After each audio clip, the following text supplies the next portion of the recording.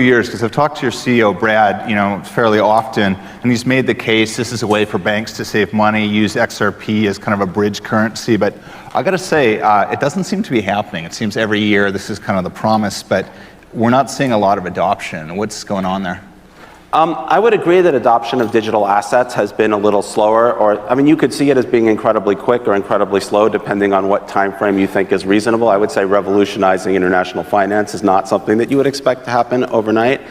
But it is a multi-step process, and I think the first problem that we encountered, we kind of thought that we could take a direct line to settling with a digital asset, and I think a lot of people thought that, well, now we have digital assets, let's just use them for payments, and that'll be that. Part of the problem is that the payment systems are just not capable of supporting instantaneous settlement. So if you think about a payment system like SWIFT, where you just kind of push a payment message out, and you don't necessarily know the entire path, and you don't know the fees until later, you don't even know if the destination account even exists until sometime later when the payment is actually processed by the destination institution. There's no way that you could build instantaneous settlement into a system like that. Paul Zalai, the director of Freight and Trade Alliance Australia, was recently interviewed, and during that time he provided some interesting views into the possibility of his company becoming involved with Ripple's payment systems. In passing, I was wondering if integrating XRP with SWIFT is even doable. In addition, could the use of XRP provide a risk to the financial sector as well as the cryptocurrency market? According to the analysis of a cryptocurrency analyst named Egrak, the value of XRP may soon be on the verge of skyrocketing by as much as 58 times its current level. But can it replicate the same functionality as Ethereum? Stay with me to the very end to learn more about this topic. The conversation between the FTA director and vechain, who is the CEO of TGL, a global logistics corporation based in Australia, was moderated by vechain. Notably, Chang inquired about FTA's recent collaboration with Ripple and Zelly's response. During the conversation, Zelly made it clear right off the bat that he was not an authority on the concept of blockchain technology as a whole. On the other hand, he said that his son's investment in Ripple shares was responsible for his growing interest in the sector. He made a sarcastic remark about the fact that his kid preferred making investments in Ripple rather than repaying debts to his mother and father, which piqued his interests. Zelly added that Ripple had previously contacted FTA, but the company was hesitant to do business with them because of Ripple's legal conflicts in the United States. The director did remark, however, that a successful conclusion for Ripple in the U.S. court case has spurred a reconsideration of the original idea. This was brought up as the reason for the director's statement. Ripple detailed their services for a group of large bank representatives and me, but we were unable to move through with the partnership because to the ongoing legal dispute. Following the conclusion of the investigation, we will communicate with Ripple. During this time, Zelly reaffirmed that he does not have any knowledge in the current state of payment technology. Nevertheless, he acknowledged that Ripple's technology had the potential to enable real-time payment transfers while maintaining a high level of safety. In addition, at a briefing that the Australian director was present for, he heard that big financial institutions had expressed interest in Ripple. In spite of the fact that he did not completely understand the implications that the technology had for FTA members, he recognized its potential significance. According to what he said during the briefing, there were many representatives from major banks who were quite interested in Ripple. Therefore, it is a real phenomenon. However, how exactly this translates into real solutions for our members is something that will only become clear when a little bit more time has passed. In addition, the host made a contribution to the discussion by correcting a false statement regarding Ripple's payment mechanisms. According to Chang, the most distinguishing feature of Ripple's infrastructure is its centralized architecture, in contrast to the decentralized models of other blockchains. In addition to this, he emphasized that Ripple seeks regulation in cooperation with government systems in order to improve the efficacy of payment transactions. In addition, the host mentioned the potential benefits that the Ripple technology could bring to the Australian market in terms of cross-border payments. Regarding the next steps that FTA would take with Ripple, Zelly noted that officials from Ripple had recently participated in a roadshow in Sydney where they engaged with the community there.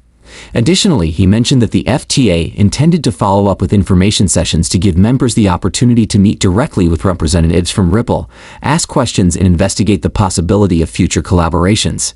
Please do not forget to subscribe to our channel and also hit that notification bell if you want to be the first one to get more updates regarding the most recent occurrences in reference to XRP. Edward Farina, who is the head of social adoption at XRP Healthcare, recently tweeted that he had uncovered an interview in which Graham Bright, who worked for SWIFT for over 20 years as regional manager, commented on XRP's possible function in SWIFT's payment processing. Bright made these remarks in the context of XRP's prospective involvement in SWIFT's payment processing. Even though the interview was conducted at least 3 years ago, it just recently resurfaced inside the XRP community and is receiving a lot of attention as a result. During the course of the conversation, Laia Halpern questioned Bright about the possibility of cryptocurrency becoming an alternative to SWIFT. Bright, who had devoted 2 decades of his career to SWIFT, underlined the importance of SWIFT as the major messaging system in the financial industry. Bright had worked for SWIFT for 20 years. He brought up the point that real-time transactions and quick money visibility are not SWIFT's strong suits, despite the fact that it is capable of handling financial services. Bright made the comparison between SWIFT's conventional store and forward scheme and the developing crypto networks.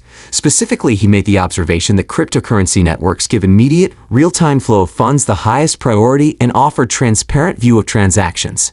Nevertheless, Bright made it abundantly clear that he does not see cryptocurrencies, particularly Ripple's network, which uses XRP, completely replacing SWIFT in the foreseeable future.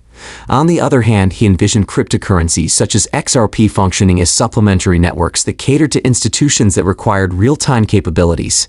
In addition to this, Bright noted that SWIFT was undergoing development to incorporate real-time functions in order to guarantee that it would continue to be relevant in the rapidly shifting financial scene. During this time, an experienced person working for XSwift dropped hints about the likelihood of XRP being incorporated into the SWIFT network. He is of the opinion that SWIFT's foreign exchange transactions could benefit from using the Ripple network. In his words, "We may also see Ripple XRP moving across the SWIFT network as a currency when we're perhaps using something like FX, which is an abbreviation for foreign exchange." After Bright's comment, the XRP community had high hopes for a relationship between SWIFT and Ripple. However, this partnership never came to fruition. This is an important point to bring up. On the other hand, SWIFT entered into a partnership with Chainlink to explore the possibility of utilizing the Link token for cryptocurrency payment processing. Again, Karen, a well-known former banker, has emphasized the fundamental problems inside the traditional finance system and the reasons why he feels XRP would disrupt the sector. He did this by pulling from his 4 years of experience working in the banking industry. The former banker mentioned that making overseas payments can take up to 2 days and cost an outrageous amount of money in addition to a significant proportion of the total transaction amount. Karen emphasized the revolutionary nature of cryptocurrencies such as XRP within the framework of this discussion. He pointed out that XRP enables the rapid and low-cost transfer of currency anywhere in the world with fees amounting to only a fraction of a cent each time.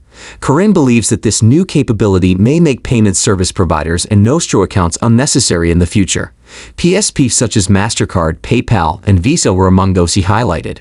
In the same vein, he mentioned Nostro accounts, which are frequently kept by banks and are used to freeze cash in order to guarantee liquidity during international currency transfers.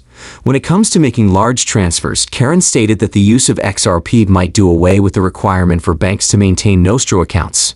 In addition to this, he indicated that banks would rather use XRP as a bridge asset between other currencies. In addition, the banker from X mentioned how cryptocurrencies make it possible for users to transmit money anywhere in the world without incurring the exorbitant costs that are charged by intermediaries like PayPal. Stellar Lumens and WadsPay were two of the other cryptocurrencies that Corinne mentioned, since they have uses in the financial industry. In addition, Corinne emphasized the potential of distributed ledger technology, often known as DLT, in enhancing the efficiency of banking processes. He mentioned that a significant portion of his previous duties as a banker involved manually updating several payment ledger systems. That's all for now. Thank you for watching.